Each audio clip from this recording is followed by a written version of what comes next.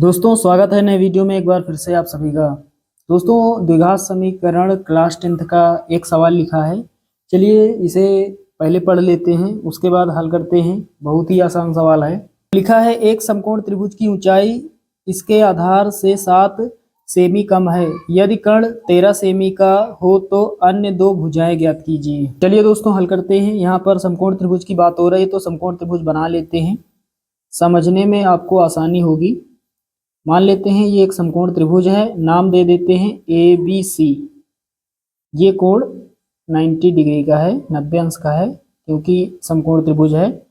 अब दोस्तों यहाँ पर लिखा है, सवाल में लिखा है कि एक समकोण त्रिभुज की ऊंचाई यानी ए बी, ऊंचाई ए बी है समकोण त्रिभुज में, और बी सी है आधार और ए सी है कर्ण। तो लिखा है समकोण त्रिभुज की ऊंचाई इसके आधार से 7 सेमी कम है। ऊंचाई जो है वो आधार से 7 सेंटीमीटर कम है। तो यहाँ मान लेते हैं आधार x, यहाँ पर आधार मान लेते हैं x सेमी मान लेते हैं आधार।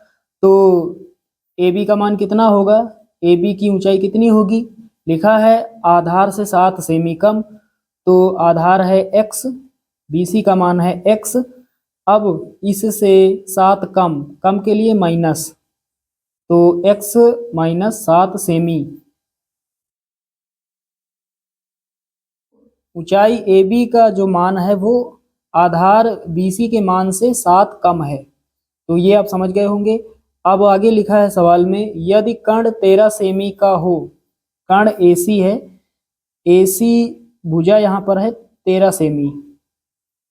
यदि कर्ण 13 सेमी हो तो अन्य दो भुजाएं ज्ञात कीजिए। चलिए ऊंचाई और आधार निकाल लेते हैं। तो यहाँ पर दोस्तों लिखेंगे माना समकोण त्रिभुज ए बी सी में आधार यहाँ बगल में BC लिख लेते हैं। आधार BC बराबर x सेमी, ऊंचाई AB बराबर x माइनस 7 सेमी। ऊंचाई AB का मान कितना है, x माइनस 7 सेमी। उसके बाद दोस्तों कर्ण AC का मान दिया गया है, तथा कर्ण यानी AC का मान दिया गया है 13 सेमी, और ब्रैकेट में लिखेंगे इस तरह से, बगल में दिया है, ये हमें पहले से दिया गया है। चलिए अब दोस्तों यहाँ पर पाइथागोरस प्रमेय लगा देते हैं। तो यहाँ पर लिखेंगे पाइथागोरस प्रमेय से दोस्तों पाइथागोरस की प्रमेय होती है कर्ण का स्क्वायर बराबर लंब का स्क्वायर प्लस आधार का स्क्वायर। अब यहाँ पर मान रख देते हैं, कर्ण यानी AC का मान कितना है 13, तो 13 का स्क्वायर बराबर, फिर है लंब का स्क्वायर, तो लंब यानी AB का मान, ऊंचाई का मान x माइनस 7, ऊपर स्क्वायर लगाएंगे। लंब का मान कितना है, AB का मान x माइनस 7, स्क्वायर लगा देंगे, प्लस आधार BC का मान कितना है x, ऊपर स्क्वायर लगा देंगे। चलिए अब आगे हल करते हैं। 13 का स्क्वायर 169 होता है, बराबर a माइनस बी का होल स्क्वायर, इसे a मानेंगे इसे b, तो यहाँ पर कितना होगा, a square plus b square, b का मान 7 है, 7 का स्क्वायर 49 माइनस 2ab, 7 दूना 14x। इसे हम तोड़ेंगे a माइनस बी का होल स्क्वायर से, तो ये इतना प्राप्त होगा प्लस x स्क्वायर।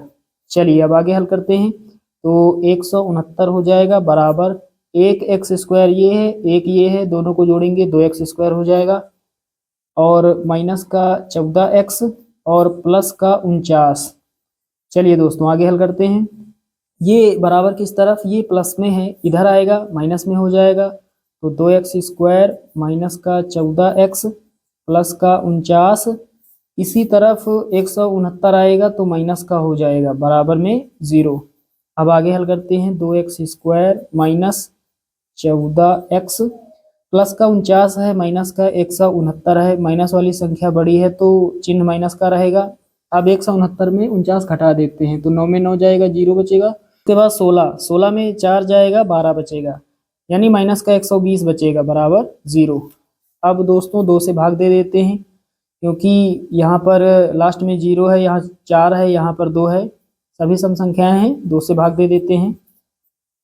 इस तरफ भी 2 से भाग देंगे तो 2 से 2 कट जाएगा, 2 1 के 2, 2 सते 14, 2 1 के 2, 2 छक्के 12 और ये 0 यानी 60 बचेगा यहाँ पर। और ऊपर 0 है, नीचे ये इतना मान 0 हो जाएगा। तो हमारे पास होगा x square minus 7x minus का 60 बराबर 0। अब हमें इसका करना है गुणनखंड, तो कर देते हैं। लास्ट में है कितना 60, गुणा करने पर 60 आ जाए, और इसके पहले साइन है माइनस का मतलब घटाने पर कितना आ जाए, x का गुणांक कितना 7। तो साथियों 12 का जब हम गुणा 5 से करेंगे, 12 पंचे 60 होता है, और 12 में घटा देंगे 5 तो हमें मिल जाएगा 7, क्योंकि घटाने पर चाहिए 7, तो 12 में 5 घटा देंगे 7 मिल जाएगा। तो जहाँ पर 7 है हम लिख सकते हैं 12 माइनस 5। चलिए यहाँ रख देते हैं। सबसे पहले एक्स स्क्वायर माइनस 7 है, इसके जगह पर हमें लिखना है 12 माइनस 5।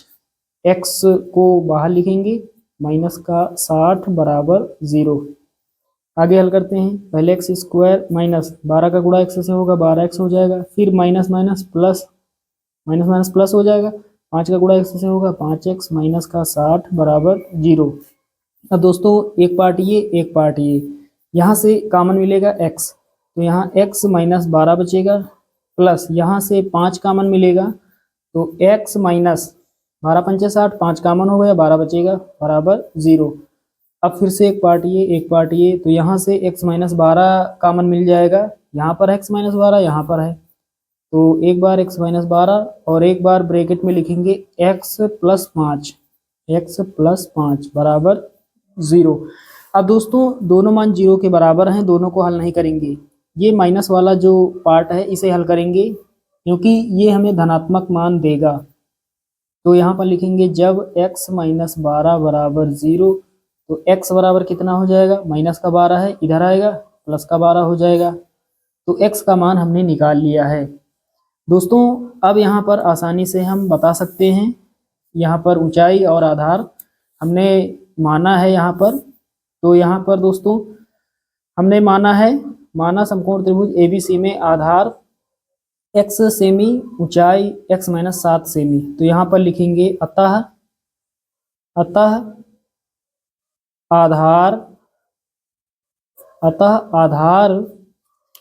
आधार यानी BC का मान कितना हमने माना है x का मान कितना आया 12, तो यहाँ लिखेंगे 12 सेमी, तथा ऊंचाई AB का मान, तथा ऊंचाई, तो ऊंचाई AB का मान हमारे पास है x माइनस 7 सेमी। x का मान कितना 12, 12 में घटाएंगे 7, 12 माइनस 7 कितना होगा 5, तो ऊंचाई होगी 5 सेमी और आधार होगा 12 सेमी। तो साथियों यही हमारा फाइनल आंसर हो जाएगा। दोस्तों उम्मीद करता हूं कि यहाँ पर आप सभी लोग अच्छे से इस सवाल को समझ गए होंगे। चलिए दोस्तों मिलते हैं अगले वीडियो में, तब तक के लिए जय हिंद।